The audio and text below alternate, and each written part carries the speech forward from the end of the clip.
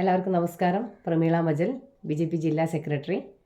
കേന്ദ്ര സർക്കാരിൻ്റെ പ്രധാനമന്ത്രി ആവാസ് യോജന വഴി ഗ്രാമപഞ്ചായത്തുകളിലെ ഗുണഭോക്താക്കൾക്ക് വീടിനായിട്ട് പുതുതായി അപേക്ഷ സമർപ്പിക്കാനുള്ള അവസരം ഇപ്പോൾ നടന്നു വരികയാണ്.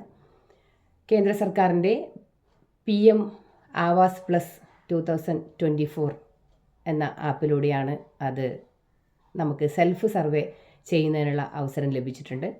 2025 ഏപ്രിൽ മാസം 30-ാം തീയതി വരെയാണ് അപേക്ഷ സെൽഫ് സർവേ ചെയ്തുകൊണ്ട് അപേക്ഷ സമർപ്പിക്കാനുള്ള അവസാന തീയതി എന്ന് പറയുന്നത്. അപ്പോൾ പുതുതായിട്ട് വീടിന് അപേക്ഷ നൽകേണ്ട മുഴുവൻ ആളുകളും ഈ അവസരം പ്രയോജനപ്പെടുത്തണമെന്ന് അഭ്യർത്ഥിക്കുകയാണ്.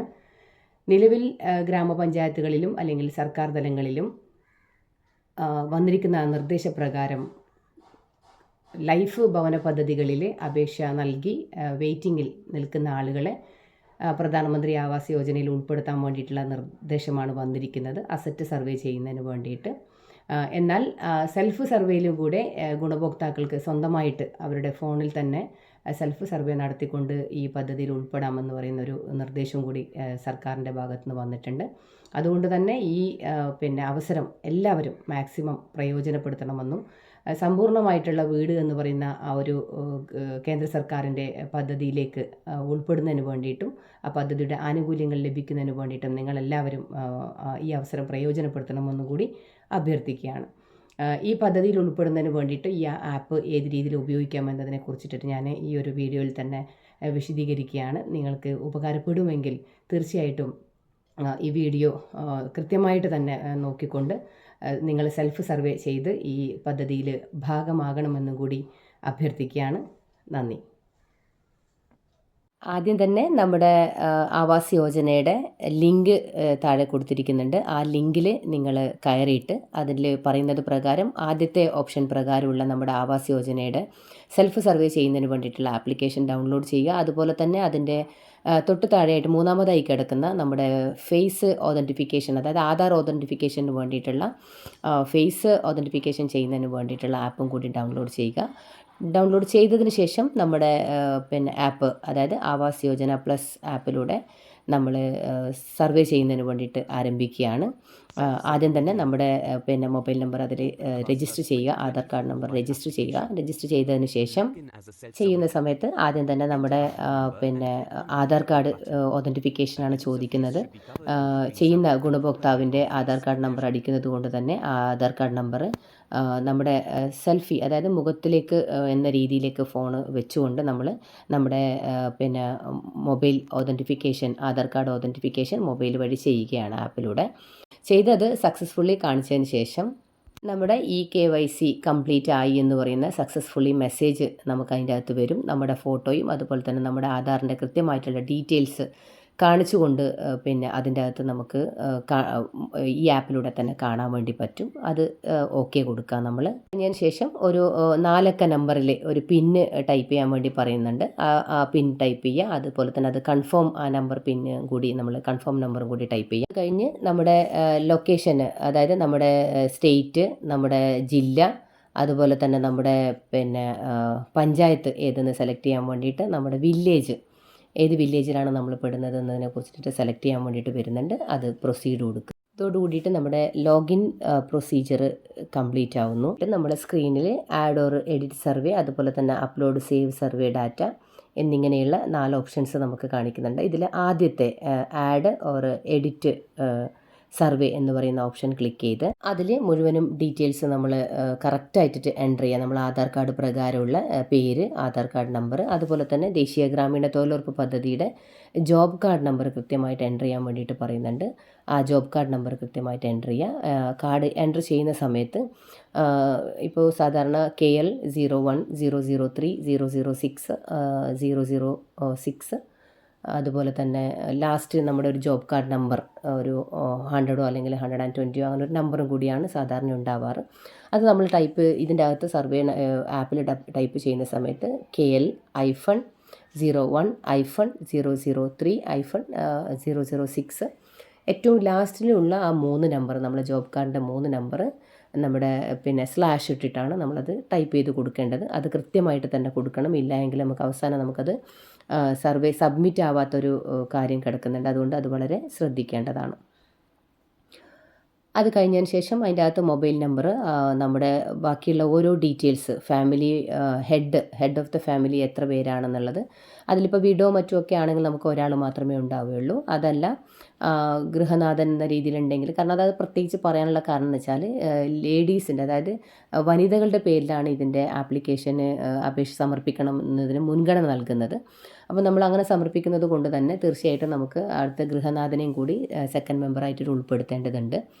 ഇനി അങ്ങനെ ഗൃഹനാഥനായിട്ട് ഒരു ഹസ്ബൻഡിനെ അല്ല കൊടുക്കേണ്ടത്. ഇപ്പോൾ ഭർത്താവിൻ്റെ പിന്നെ മരണപ്പെട്ടോ മറ്റോ ആണെങ്കിൽ ഭർത്താവിൻ്റെ പേര് കൊടുക്കുക, അനിയന്മാരുടെയോ അല്ലെങ്കിൽ ബ്രദേഴ്സിൻ്റെ പേര് നമ്മൾ കൊടുക്കുന്നുണ്ടെങ്കിൽ അത് സെക്കൻഡ് മെമ്പറായിട്ട് നമുക്ക് കൊടുക്കാവുന്നതാണ്. അപ്പോൾ അങ്ങനെ ചെയ്യുന്ന സമയത്ത് ആ 2 പേരുടെയും ഡീറ്റെയിൽസ് നമ്മൾ ഇതിൻ്റെ അകത്ത് അപ്ലോഡ് ചെയ്യേണ്ടതുണ്ട്. അങ്ങനെ ഡീറ്റെയിൽസ് കംപ്ലീറ്റ് കിട്ടുന്ന രീതിയിലുള്ള ആളുകളെ തന്നെ നമ്മൾ ഇതിലേക്ക് കൊടുക്കണം എന്നുള്ളതും കൂടി ഈ ഒരു അവസരത്തിൽ അറിയിക്കുകയാണ്. ഫസ്റ്റ് അപേക്ഷകൻ്റെ മുഴുവനും എൻട്രീസ് കംപ്ലീറ്റ് ആയതിനു ശേഷം വീണ്ടും നമ്മൾ പിന്നെ വീട്ടിലെ അംഗസംഖ്യ 2 എന്ന രീതിയിലാണ് കൊടുത്തിരിക്കുന്നതെങ്കിൽ ആ സെക്കൻഡ് മെമ്പറിൻ്റെ കാര്യങ്ങളും കൂടി, അവരുടെ പേര്, അവരുടെ ആധാർ നമ്പർ, ജെൻഡർ, കാസ്റ്റ്, അങ്ങനെയുള്ള മുഴുവൻ ഡീറ്റെയിൽസും, ഫോൺ നമ്പർ അടക്കമുള്ള മുഴുവൻ ഡീറ്റെയിൽസും ആദ്യം കൊടുത്ത വ്യക്തിയുടെ പോലെ തന്നെ രണ്ടാമത്തെ വ്യക്തിയുടെയും കൂടി കൊടുക്കേണ്ടതുണ്ട്. അത് കൊടുത്തിട്ട് നമ്മൾ സബ്മിറ്റ് ചെയ്യുന്ന സമയത്ത് നമ്മുടെ ഫാമിലി മെമ്പർ ആഡഡ് സക്സസ്ഫുള്ളി എന്ന് പറയുന്ന മെസ്സേജ് നമുക്ക് അതിൻ്റെ അകത്ത് കാണാം. അത് കഴിഞ്ഞതിന് ശേഷം അതിൻ്റെ സെക്കൻഡ് സ്ക്രീനിൽ നമ്മൾ ആഡ് ചെയ്ത ആളുടെ ഡീറ്റെയിൽസ് മുഴുവനായിട്ട് നമുക്ക് അതിൻ്റെ അകത്ത് കാണിക്കുന്നുണ്ട്, ആരൊക്കെയാണ് ചെയ്തിട്ടുള്ളത്. ചിലപ്പോൾ 2 കൂടുതൽ മെമ്പേഴ്സിനെ നമുക്ക് ചെയ്യേണ്ടത്. അപ്പോൾ വീണ്ടും ആഡ് മെമ്പർ, നമ്മൾ 4 കൊടുക്കുന്നതെങ്കിൽ 4 പേരുടെയും ഇതുപോലെ ആഡ് മെമ്പർ എന്ന രീതിയിൽ നമുക്കതിൽ വരും. അപ്പോൾ മാക്സിമം നമുക്ക് പെട്ടെന്ന് ചെയ്ത് തീർക്കുക എന്നുള്ള രീതിയിൽ നമ്മൾ മാക്സിമം 2 മെമ്പറിനെ കൊടുത്തിട്ട് കംപ്ലീറ്റ് ചെയ്യുകയാണെങ്കിൽ കൃത്യമായിട്ട് അത് ചെയ്യാം, കുറച്ചും കൂടി വേഗത്തിൽ അത് ചെയ്യാൻ പറ്റുമെന്ന് കൂടി ഒരു അറിയിക്കുകയാണ്. ആ ചെയ്ത ആളുകളുടെ മെമ്പേഴ്സിൻ്റെ ലിസ്റ്റ് അതിൻ്റെ അകത്ത് വരും. ആ വരുന്ന സമയത്ത് അത് 2ഉം നമ്മൾ സെലക്ട് ചെയ്തുകൊണ്ട് നമ്മൾ നെക്സ്റ്റ് എന്ന് പറയുന്ന ഓപ്ഷനിലേക്ക് പോവുകയാണ്.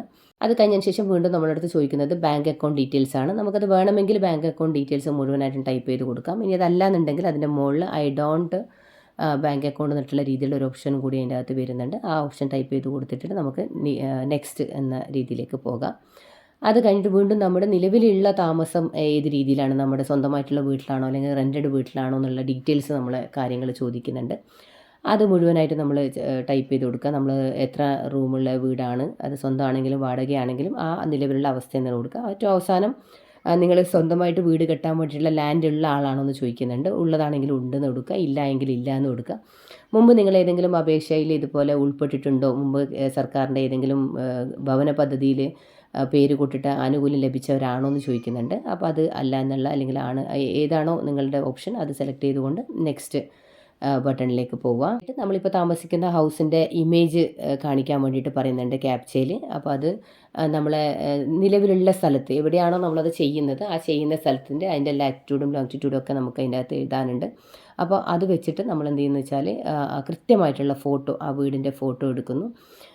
അതുകൂടാതെ നമ്മൾ എവിടെയാണോ വീട് നിർമ്മിക്കാൻ ഉദ്ദേശിക്കുന്നത്, അത് ചിലപ്പോൾ നമ്മളെ ഇപ്പോൾ താമസിക്കുന്ന സ്ഥലത്താവണമെന്നില്ല, ലാൻഡ് കുറച്ച് ദൂരെ ആവാം. അപ്പോൾ ആ ലാൻഡിൻ്റെ കൃത്യമായിട്ട്, ആ വീട് നിർമ്മിക്കാൻ ഉദ്ദേശിക്കുന്ന ലാൻഡിൻ്റെ കൃത്യമായിട്ടുള്ള ഫോട്ടോസും കൂടി അതിൻ്റെ അകത്ത് സെക്കൻഡ് ഫോട്ടോ ആയിട്ട് അപ്ഡേറ്റ് ചെയ്യേണ്ടതുണ്ട്.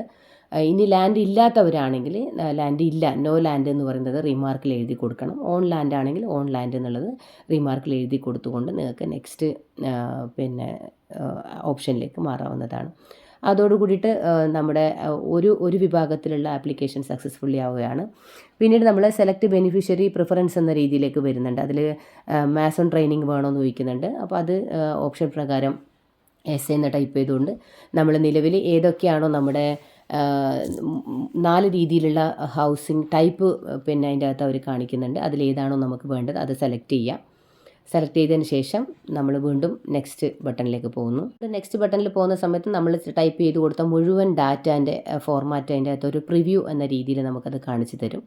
സൈഡിൽ ഡൗൺലോഡ് ചെയ്യണമെന്നുണ്ടെങ്കിൽ നിങ്ങൾക്ക് ഡൗൺലോഡ് ചെയ്യാം. ഇനി അതല്ലാന്നുണ്ടെങ്കിൽ നമുക്ക് ഡയറക്റ്റ് അടുത്ത ഓപ്ഷനിലേക്ക് മാറാവുന്നതാണ്. അവസാനം സബ്മിറ്റ് യുവർ സർവേ ബട്ടൺ, അത് നമ്മൾ സബ്മിറ്റ് ചെയ്യുന്നു. നമ്മുടെ പ്രോസസ്സ് സബ്മിറ്റ് കംപ്ലീറ്റ് ആയി എന്നുള്ളത് പറയുന്നുണ്ട്. അത് കഴിഞ്ഞതിന് ശേഷം അതിൻ്റെ നെക്സ്റ്റ് ഓപ്ഷനിൽ നമ്മൾ കാണിക്കുന്നുള്ളത് നമ്മൾ സർവേ സ്റ്റാറ്റസ് നമ്മളുടേത് ഇതുവരെ കംപ്ലീറ്റ് ആയോ ഇൻകംപ്ലീറ്റ് ആയോ എന്നുള്ളത് ക്ലിയറായിട്ട് പറയുന്നുണ്ട്. അതിൽ 2 ഓപ്ഷൻ കൂടി കാണിക്കുന്നുണ്ട്, വെരിഫൈ ആധാർ അതുപോലെ തന്നെ വെരിഫൈ ജോബ് കാർഡ്. ഈ രണ്ടിലും നമ്മൾ പ്രസ് ചെയ്തിട്ട് അത് വെരിഫൈ കംപ്ലീറ്റ് ആയതിനു ശേഷം മാത്രമേ നമ്മളുടെ ആപ്ലിക്കേഷന് ഡയറക്റ്റായിട്ട് ആപ്പ് സെൻട്രൽ ഗവൺമെൻറ്റിൻ്റെ ആപ്പിലേക്ക് അപ്ഡേറ്റ് ആവുന്നുള്ളൂ. അതുകൊണ്ട് ഈ 2 വെരിഫിക്കേഷനും കൃത്യത വരുത്തി എന്നതിന് ശേഷം കൃത്യമായിട്ടും നമ്മുടെ സർവേ സേവ്ഡ് സക്സസ്ഫുള്ളി എന്ന് പറഞ്ഞ ഓപ്ഷൻ വന്നതിന് ശേഷം മാത്രമേ നമ്മൾ ഈ ഒരു പ്രവർത്തനം പൂർത്തിയായി എന്നുള്ളത് കൺഫേം ചെയ്യാൻ പറ്റുന്നുള്ളൂ. അതുകൊണ്ട് ആ കാര്യത്തിൽ കൃത്യമായിട്ട് ശ്രദ്ധിക്കണം. ആവശ്യമുള്ള ആളുകൾക്കൊക്കെ ഈ വീഡിയോ പ്രയോജനപ്പെടുമെന്ന് വിശ്വസിക്കുന്നു. കൂടുതലായിട്ട് എന്തെങ്കിലും സംശയങ്ങളുണ്ടെങ്കിൽ നിങ്ങൾക്ക് നേരിട്ട് കോൺടാക്റ്റ് ചെയ്യാവുന്നതാണ്.